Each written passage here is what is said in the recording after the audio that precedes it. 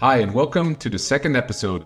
I'm your host, Vincent Young, and today we're digging into one of the bigger enablers of a good PLG strategy, pricing and packaging. And who better to discuss this with than Kyle Poyar? This interview is part of my upcoming book called Product-Led Sales. The book is about the different ways B2B companies can combine PLG with their existing sales teams. For more info and early access, visit www.plgandsales.com. Now about my guest. Kyle is an operating partner at OpenView, an expansion stage venture capital firm. He helps their portfolio companies fuel growth and become market leaders. Before this, he spent almost 6 years at Simon Kucher & Partners consulting top technology companies on their packaging and pricing and go-to-market strategy. He's also known for his weekly newsletter Growth Unhinged, in which he covers in-depth case studies and deep dive takes on product-led growth, pricing, and go-to-market strategy. When he's not busy with writing or work, he loves playing tennis, cooking Mediterranean food, hiking, or hanging out in Boston, where he's based. All right, Kyle, great to have you here. Thanks for joining. Today, we're going to talk about product-led growth, and specifically, I think a topic that you love, which is around business model and about pricing. Now, there's two parts I'd love to cover. One is you've seen a lot in the market through your different experiences. So kind of looking back at which things have you seen work, which things have you seen not work so well. But also I'd love to hear the more spicy things, maybe it's not proven by data yet, but what do you think, where do you think the market is going? What do you think companies are doing now that just doesn't make sense to you, or whatever you think is interesting to talk about? So that's kind of what we'll get into today. The focus is a lot on companies that are doing business already, right? I think there's enough content out there on what's the PLG pricing model, which ways can you go. But if you're in business today and you want to shift from, let's say, traditional sales to doing PLG, then how to do that is actually not that straightforward in many cases. And one of the things that can really provide a challenge in this is the current pricing model, right? That just may not be ready to support certain product-led motions. Now, to start off, what have you seen companies struggle with on this front? I mean, does it even sound familiar? And what have you seen here? Can you give some examples of what you've seen work or maybe not work there? Absolutely. Well, there's a lot of barriers to shifting to a product-led growth model.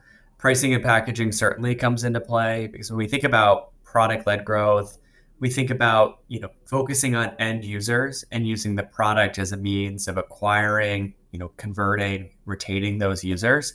And so it often corresponds with having some sort of free offering for people to try before they buy. A relatively affordable entry point, because if you're getting all of these people in who are more users or team leads for the product, but not the executive buyer, you kind of need to nurture them on their journey to eventually become an enterprise purchaser. And that's often, a lower starting deal size than many enterprise-focused companies are used to. And you just need more simplicity and transparency around pricing. And so folks would be hesitant to even try out a product if they think there's going to be sticker shock, because why invest all that sweat equity in setting it up if it's just a non-starter in terms of the affordability? And all of those things are challenging to a business that's usually enterprise focused. A lot of companies give some discretion to sales to kind of figure out pricing on a specific deal. Sometimes they call that value-based pricing, or just making up pricing based on what folks think that they can get in a given situation. That type of model doesn't work so well in a product-led growth environment. And often folks are thinking about cannibalization risks, because they might have some existing customers that are paying a lot of money. And so if they introduce an entry-level package or have more transparency around pricing on their website, there's a risk of their existing customers wanting to downgrade and instead adopt some of these other offerings. And so it's definitely challenging, right? If you have that install base, you have that history, to be able to adapt pricing to a way that fits PLG.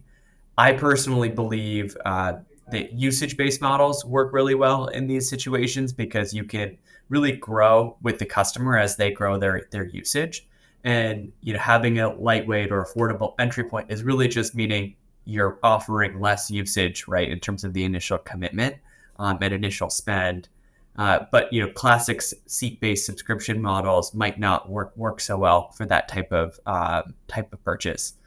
The other thing I just flag is that when you think about this idea of like freemium or free trial as part of letting people try before they buy, you start to really worry about what are you giving away? Maybe that's giving away for free that's too generous, that would mean someone could just keep using the free version and never need to upgrade.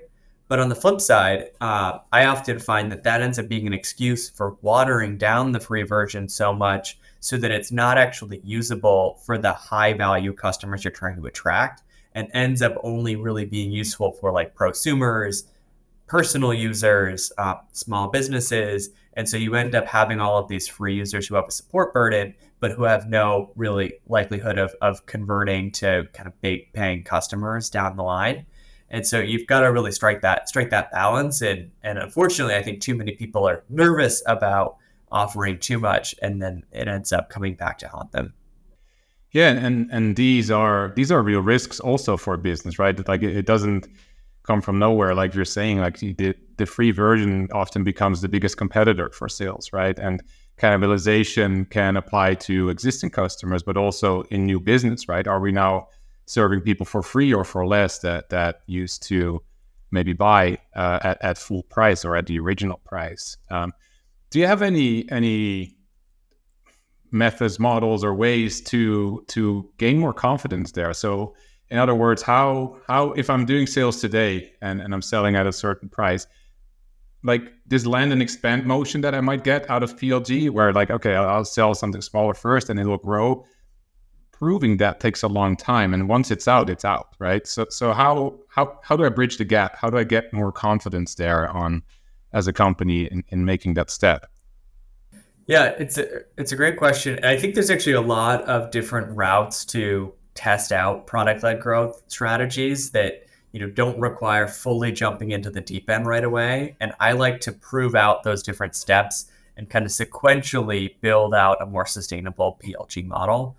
So ultimately, like stepping back, product-led growth is about using your product as this means of acquisition, conversion, retention, and so on.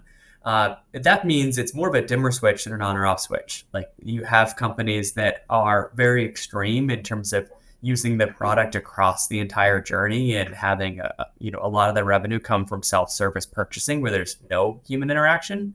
But there's other instances where products are great lead gen into the sales funnel. Ramp's a great example of that. Or you could find examples where you have interactive demos on the website that are really great ways of taking existing sort of traffic or prospects and getting them more interested in an actual demo and purchase process. There's kind of different levers. There's also the expansion angle where once someone's an existing customer, can they try a free trial of a new product offering that you have? So there's a lot of different elements. The first thing I would think about if I were in a company's shoes that's thinking about this is, can we test a free trial call to action on the website that is actually like a person-assisted free trial? So not fully self-serve, but someone can request a free trial, and then you have someone on the team that helps set them up, in a 30-minute onboarding call, and see, does that actually meaningfully influence the number of folks that take an action when they visit the website, right? Does that overly cannibalize the group that's selecting, contact us or request a demo, or there's actually a healthy balance of both?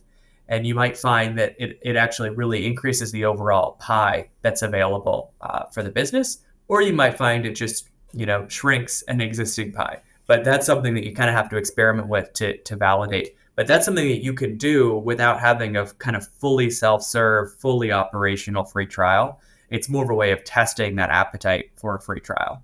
Another angle is testing an interactive demo on the website, as I mentioned. So interactive demos allow folks to see the experience of what using the product would look like and the value that they'd be able to get from it without actually doing all of the work around setting it up, setting up integrations, moving data over.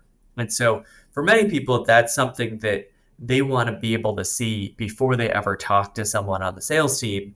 And once they've seen it, they're often a lot more bought in to the sales process. So I tend to find that when you have these interactive demos on the website, you're able to increase the amount of kind of qualified demo requests. And you see that these folks are extremely high intent leads that are much more likely to buy than the average customer.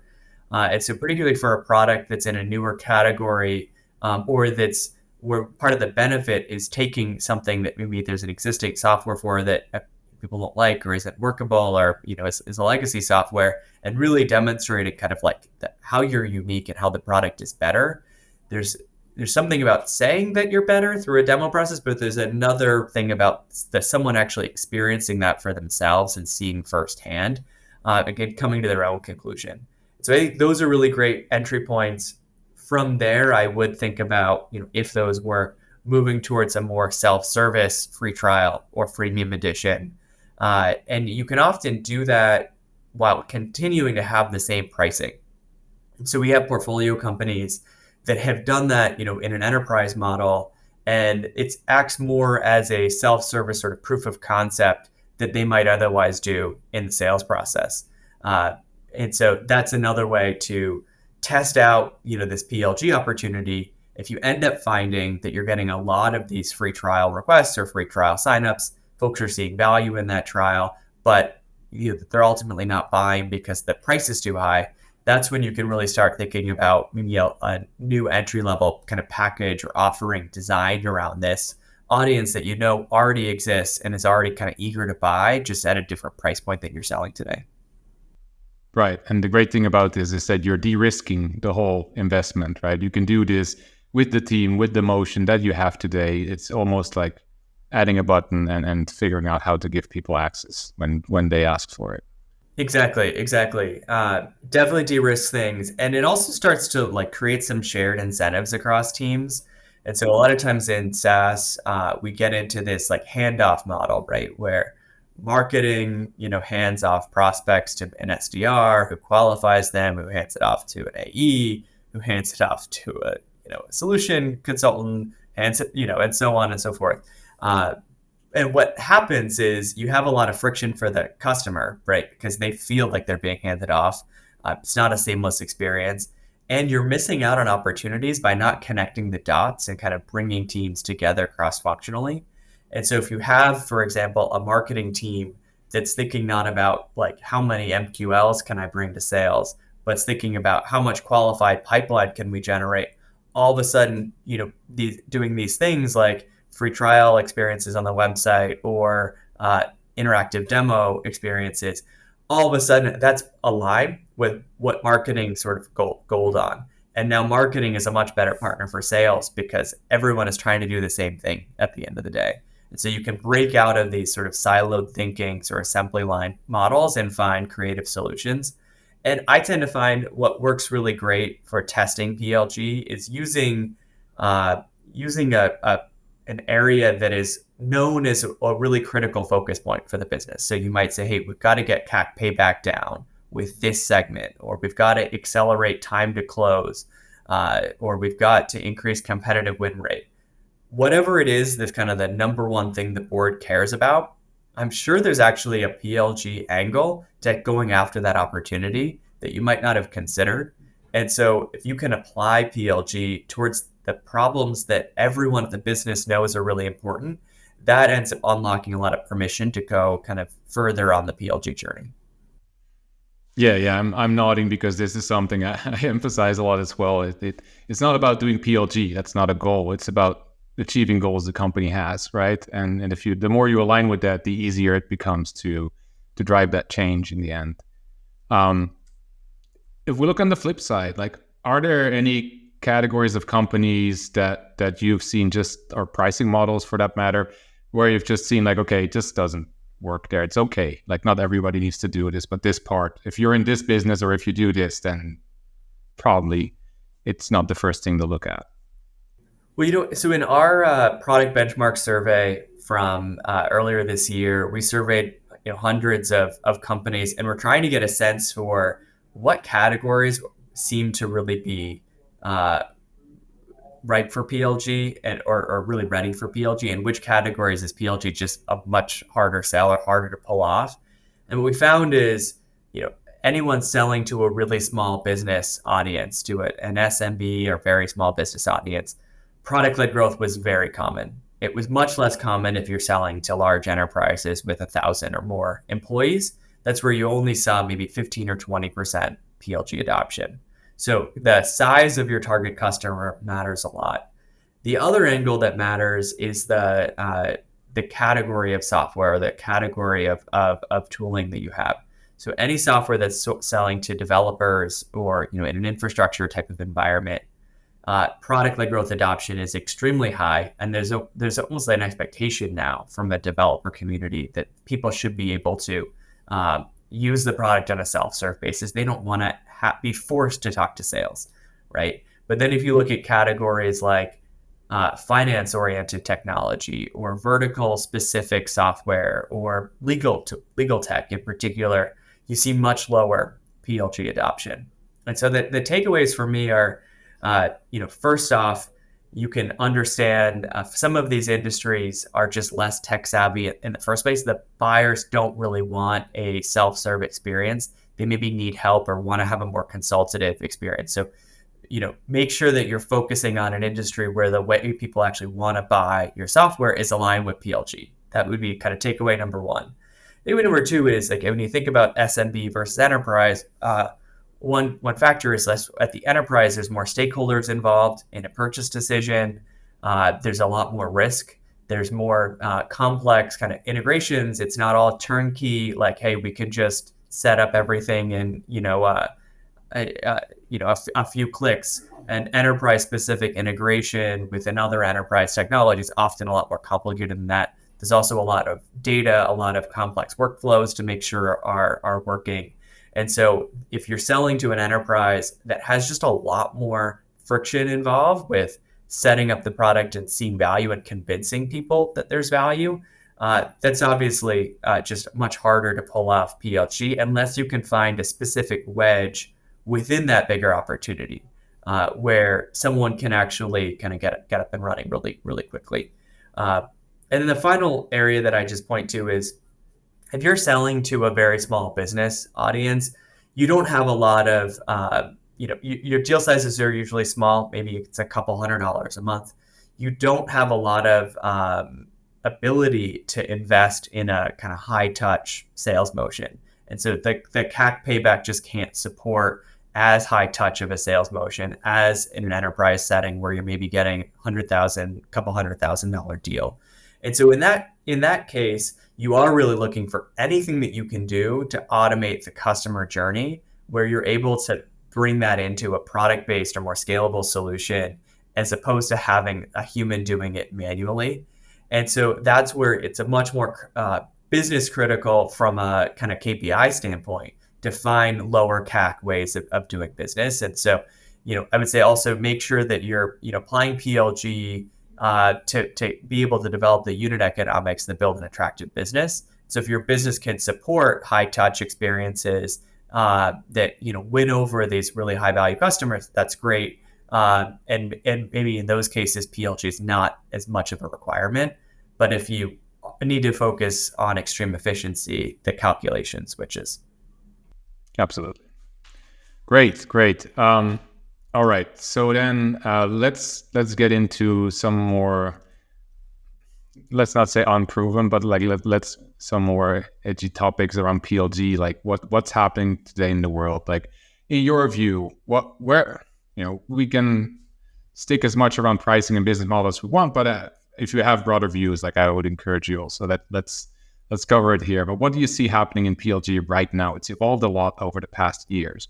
What do you think is coming next? Yeah, it's a great question. So PLG almost became trendy in 2021, 2022 timeframe. And I saw a number of companies trying PLG, right? Or looking PLG from the outside, but it was never core to their business model. It was never a kind of bet the company move. It was sort of a side investment or side project because people thought they should be doing it or it might cure other challenges. And they ended up building essentially a PLG motion with a whole team to support it, more engineers, more product folks, more CAC in terms of setting up a PLG motion, and a long payoff time to see that work come to fruition alongside a totally traditional model. And so in those cases, I've noticed people are disinvesting in PLG. They're trying to double down on what they know works, focus on the core, right? Build a more efficient business. And so as anyone looks to do more with less, they're going to focus on what they know works, as opposed to the things that they see as experiments. And so that's actually, I think, a good thing for PLG. We're able to find folks where it's really meaningful for their business and they're thinking about it the right way and it's driving outcomes for them, and really kind of have a conversation centered around that group, as opposed to having a lot of the casual observers kind of jumping in or trying it out. And so one thing I look at to see if that's effective is product influence revenue as a new metric. And that's a KPI that can hold teams accountable for, is PLG actually like doing what it's supposed to be doing. And so product influence revenue is how much of net new ARR starts with a meaningful product interaction before there's ever a human involved in the sales motion. And in our latest SaaS benchmark survey, we found that freemium companies have a range from kind of 25th percentile to 75th percentile of basically a quarter of their revenue as product influence to 100% of revenue being product influence, right? So there's a big range, and just because a company has a freemium offering doesn't mean they're generating much product influence revenue or that the product influence is that meaningful. And so I think just a trend, first of all, is cutting PLG initiatives that aren't working or were more side hustles, experiments, as opposed to core. Another thing for me is that for PLG to really take off in terms of the companies that are like fully betting on PLG, you need to find low-cost, scalable ways of acquiring users. And so if you think about like a benefit of PLG is you're able to reach people earlier in their buying process, and you're able to bring along end users of the product rather than just kind of this upper echelon executive buyer who might not have time for you and is getting pitched by hundreds of other vendors. So you're able to get this end user, show them value, and have them advocate from the bottom up of adopting the technology. And that's great if you can actually attract these end users at scale. And so it means that you need to be able to reach thousands of these people, a day, a week, or a month. Expect very high drop-off rates in terms of how many folks that you reach end up signing up for the product, how many of those end up doing something of activation, how many of them convert, and then how many of those people expand. So you just have to really open up this top of the funnel and have it oriented towards this user. And the user is often going to be motivated by a very different type of message on the website, right? That's something more oriented around what they're trying to do, as opposed to kind of the business or executive messaging, which is much more of an ROI story. So if you think about like Salesforce, they're helping the CRO have predictable revenue. But for a sales rep, if Salesforce is trying to get the sales rep as that individual user, the sales rep actually, hates the manual data entry in CRMs. They hate the back and forth of scheduling meetings. Like the pain points that are motivating the end user are often different from the executive buyer, and so you have to keep that in mind. When you think about finding these scalable marketing channels, it's often a different skill set, and it's a different set of channels than where folks are used to. And one of the key channels that has worked for many of the PLG companies that are great today is SEO. And that's a channel that, I think looking ahead, I don't know if we can rely as much on SEO as that like really efficient, cheap way of attracting, thousands or hundreds of thousands of users to the website and to sign up for the product. With what, generative AI is doing with SEO opportunities and just kind of zero-click searches in general, we have to find other alternatives. And so you're starting to look at kind of some more creative acquisition tactics around like community strategies, social media, particularly like whether it's LinkedIn, TikTok, working with influencers.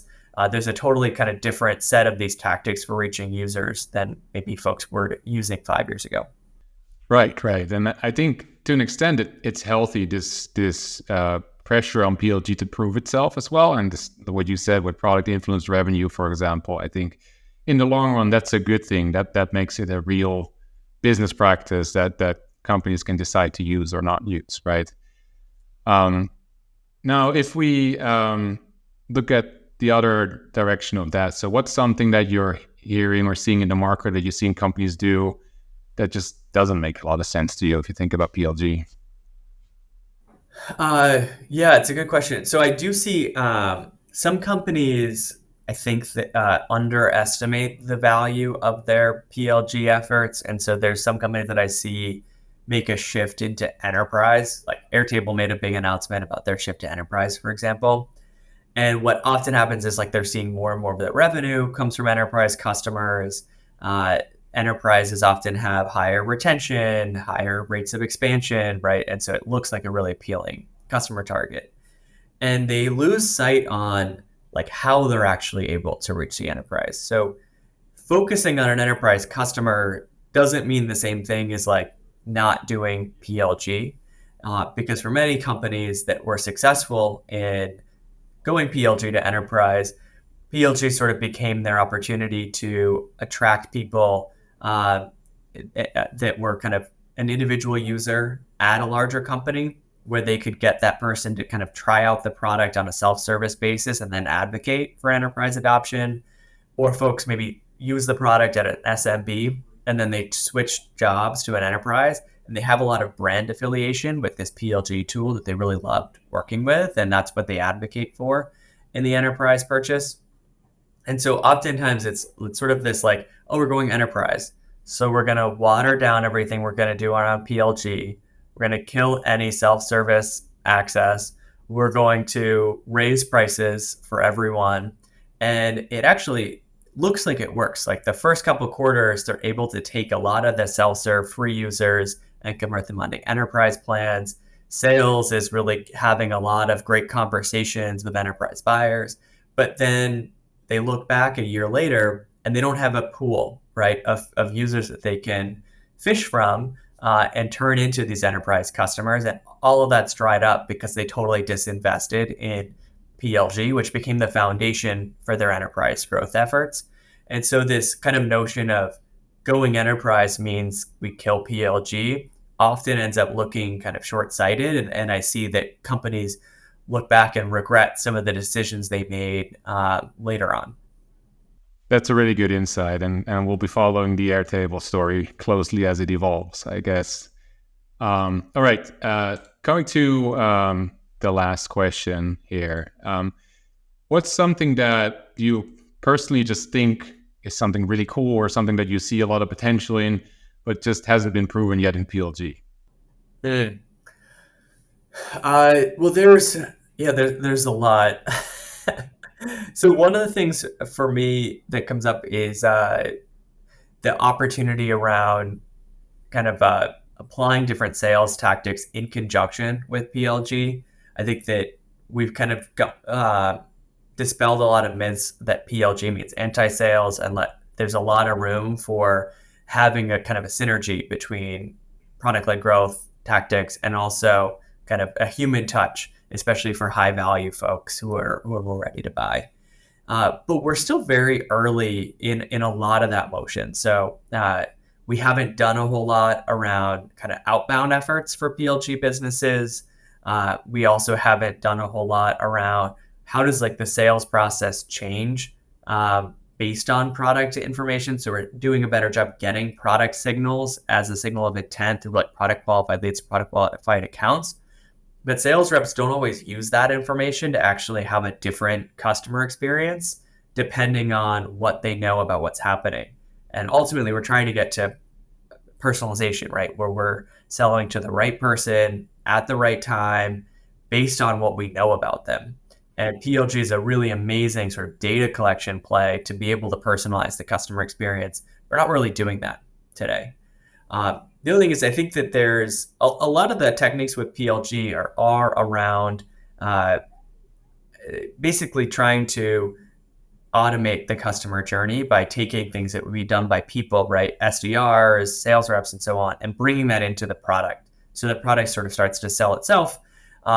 In theory, this is like more efficient for the business. It's a better customer experience, right? Because people have ability to do some self-service. The products are always on, always available, and so on. But if you think about that kind of thinking, there's a lot of ways to automate the customer experience that aren't kind of classic PLG. It doesn't mean you're doing self-service onboarding or self-service conversion. You're doing things like automated email streams tied to actions that folks are taking in the product that maybe look like they come from the AE, and if someone replies, that goes directly to the AE. Or more automated outbound campaigns based on, hey, we know there's a couple of users within this broader organization that are adopting the software. That means there's probably other people that could see value in it. We should find who those people are and send them an automated message to kind of encourage them to try the product for free. There's not a whole lot of that kind of behavior in PLG businesses. And so I think about the next generation will be automating the customer experience independent of how much of that is like in the product experiences versus any sort of other touch point that the customer has. Interesting. Great. Thank you for going through that. We have come to the end of today. I wanted to give you the stage briefly as well. I'm a big fan of your newsletter, Growth Unhinged. How can people follow your thinking and the things you publish?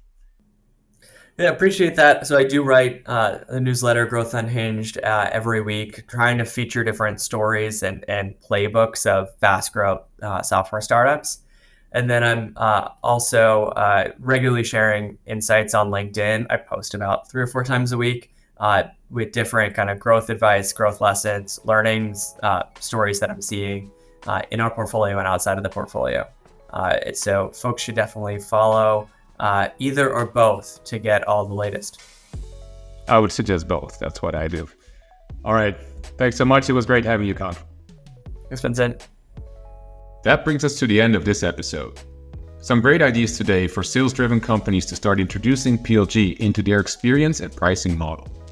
For more insights, make sure to follow Kyle on LinkedIn and his newsletter, Growth Unhinged. Also, keep a lookout for my book, Product-Led Sales, which will be released soon. For more info and early access, go to www.plgandsales.com. Thanks for listening, and I hope you'll tune in for the next episode, in which I'll be talking with Pekka Koskinen, co-founder and former CEO of Leadfeeder. We'll talk about how they developed a successful product-led sales approach 10 years before the term was ever invented. See you then!